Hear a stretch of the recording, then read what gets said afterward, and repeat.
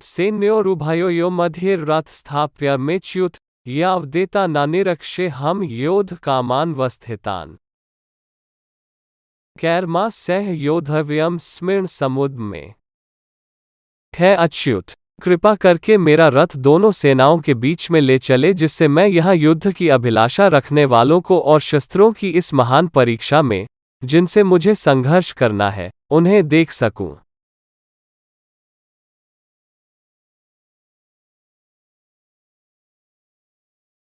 जय श्री कृष्ण।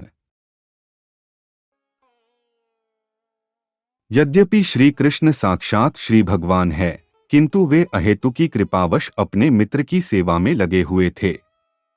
वे अपने भक्तों पर स्नेह दिखाने में कभी नहीं चूकते, इसीलिए अर्जुन ने उन्हें अच्युत कहा है। सारथी रूप में उन्हें अर्जुन की आज्ञा का पालन करना था और उन्होंने इसमें कोई संकोच नहीं किया, और अतः उन्हें अच्युत कहकर संबोधित किया गया है। यद्यपि उन्होंने अपने भक्त का सारथी पद स्वीकार किया था, किंतु इससे उनकी परम स्थिति अक्षुण्ण बनी रही। प्रत्येक परिस्थिति में वे इंद्रियों के स्वामी श्री भगवान ऋषिकेश है। भगवान तथा उनके सेवक का संबंध अत्यंत मधुर एवं दिव्य होता है। सेवक स्वामी की सेवा करने के लिए सदैव उद्यत रहता है और भगवान भी भक्त की कुछ न कुछ सेवा करने की कोशिश में रहते हैं। वे इसमें विशेष आनंद का अनुभव करते हैं कि वे स्वयं आज्ञादाता न बने, अपितु उनके शुद्ध भक्त उन्हें आज्ञा दें। चूंकि वे स्वामी है, अतः सभी लोग उनके आज्ञापालक है और उनके ऊपर उनको आज्ञा देने वाला कोई नहीं है। किंतु जब वे देखते हैं कि उनका शुद्ध भक्त आज्ञा दे रहा है, तो उन्हें दिव्य आनंद मिलता है, यद्यपि वे समस्त परिस्थितियों में अच्युत रहने वाले हैं। भगवान का शुद्ध भक्त होने के कारण अर्जुन को अपने बंधु बांधवों से युद्ध करने की तनिक भी इच्छा न थी, किंतु दुर्योधन द्वारा शांतिपूर्ण समझौता न करके हठधर्मिता पर उतारू होने के कारण उसे युद्धभूमि में आना पड़ा। अतः वह यह जानने के लिए अत्यंत उत्सुक था कि युद्धभूमि में कौन कौन से अग्रणी व्यक्ति उपस्थित है। यद्यपि युद्धभूमि में शांति प्रयासों का कोई प्रश्न नहीं उठता, तो भी वह उन्हें फिर से देखना चाह रहा था और यह देखना चाह रहा था कि वे इस अवांछित युद्ध पर किस हद तक तुले हुए हैं। और इसी के साथ आज हमने पहले अध्याय का 21वें और 22वें श्लोक का तात्पर्य देखा। अब हम कल 23वें श्लोक का तात्पर्य देखेंगे। हरे कृष्ण कृष्ण कृष्ण हरे हरे, हरे राम राम राम हरे हरे।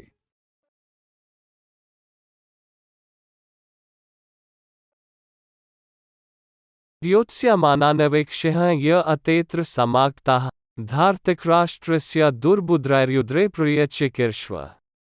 मुझे उन लोगों को देखने दीजिए जो यहाँ पर धृतराष्ट्र के लिए दुर्बुद्धि पुत्र को प्रसन्न करने की इच्छा से लड़ने के लिए आए हुए हैं।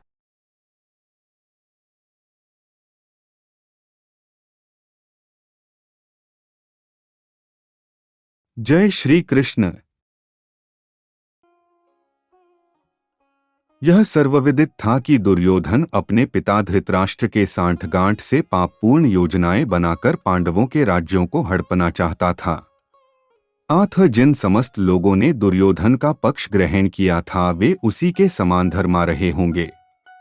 अर्जुन युद्ध प्रारंभ होने के पूर्व यह तो जान ही लेना चाहता था कि कौन कौन से लोग आए हुए हैं, किंतु उनके समक्ष समझौता का प्रस्ताव रखने की उसकी कोई योजना नहीं थी।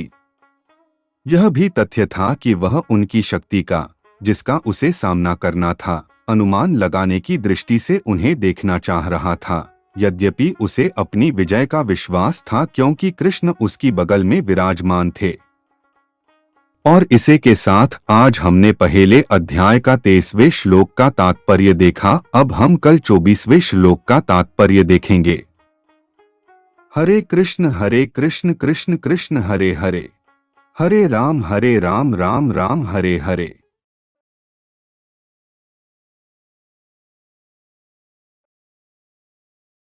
एवमुक्तो हृषिकेशो गुडाकेशेन भारत सैन्योरुभयो मध्ये स्थापयित्वा रथोत्तमम्। हे भारतवंशी, अर्जुन द्वारा इस प्रकार संबोधित किए जाने पर भगवान कृष्ण ने दोनों दलों के बीच में उत्तम रथ को लाकर खड़ा कर दिया।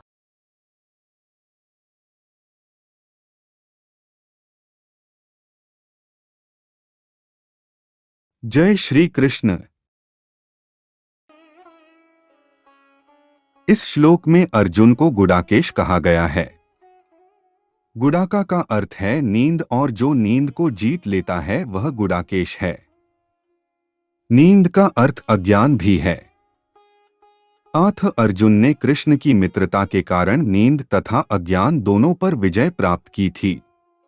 कृष्ण के भक्त के रूप में वह कृष्ण को क्षण भर भी नहीं भुला पाया, क्योंकि भक्त का स्वभाव ऐसा होता है, यहाँ तक कि चलते अथवा सोते हुए भी कृष्ण के नाम, रूप, गुणों तथा लीलाओं के चिंतन से भक्त कभी मुक्त नहीं रह सकता। अथ कृष्ण का भक्त उनका निरंतर चिंतन करते हुए नींद तथा अज्ञान दोनों को जीत सकता है। इसी को कृष्ण भावनामृत या समाधि कहते हैं।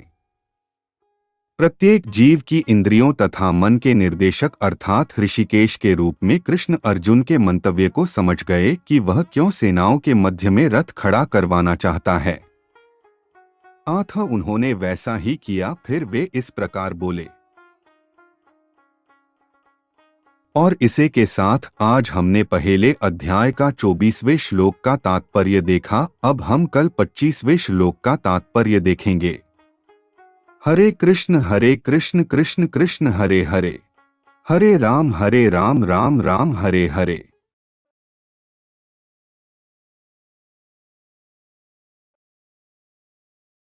भीष्मद्रोण प्रमुखतः सर्वेषां च महीक्षिताम् उवाच पार्थ पश्यतान् संवेतान् कुरुनेति। भीष्मा, द्रोण तथा विश्व भर के अन्य समस्त राजाओं के सामने भगवान ने कहा कि हे पार्थ, यहाँ पर एकत्र सारे कुरुओं को देखो।